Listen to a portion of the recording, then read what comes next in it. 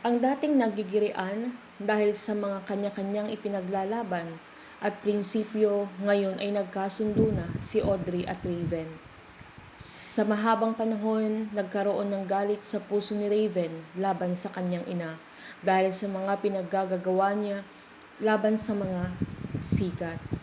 Parang wala nang pag-asang magkaayos ang mag-ina. Naging partner in crime sila sa pag-ayon kay Jigs sa mga nakalipas na pangyayari sa kanilang mga buhay.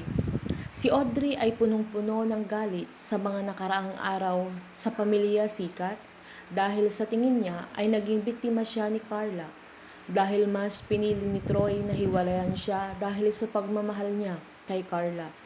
Pero dahil sa desisyon ni Raven na maghanap ng ebidensya na hindi madali dahil kilala niya si Alberto, Bobby at Jigs, maaaring ikakapahamak ito ng kanyang anak kaya nagdesisyon siyang samahan ito sa paghahanap. Nanaig ang pagmamahal niya sa kanyang anak kaysa sa galit niya kay Carla. Gagawin niya ang lahat para sa anak niya. Sa pagpunta nila sa apartment ni Bobby ay sinugal nila ang kanilang buhay. Pero gumawa sila ng paraan para makuha ni Raven ang kanyang hinahanap. Pinain ni Audrey ang kanyang sarili para sa anak dahil alam niya kung gaano ang pagnanasa ni Bobby sa kanya. Sinamantala niya upang magtagumpay silang mag-ina. Hindi yun naging madali pero umayon sa kanila ang mga pangyayari. Gustong patunayan ni Raven na rape ang nangyari. Na-edited ang mga lumabas na unang videos kaya gusto niyang mahanap yung original copy para mapatunayan na unconscious si Rika sa mga panahon na yun. Na yun ay hindi niya ginusto at si Rika ay isa lamang biktima.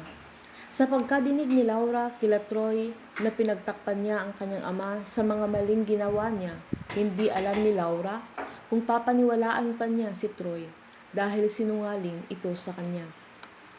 Mahal na mahal ni Troy si Rika, kaya ayaw niya itong mawala sa kanya, kaya pilit na dinidinay na wala siyang kinalaman sa pagkamatay ni Philip.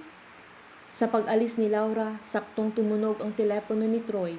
Tumawag si Senny upang ipaalam sa kanya na naaksidente sila Audrey at Raven. Agad-agad niyang pinuntahan ang lugar at doon ay nagsisigaw-sigaw. Gusto niyang makita si Raven pero hinahadlangan siya.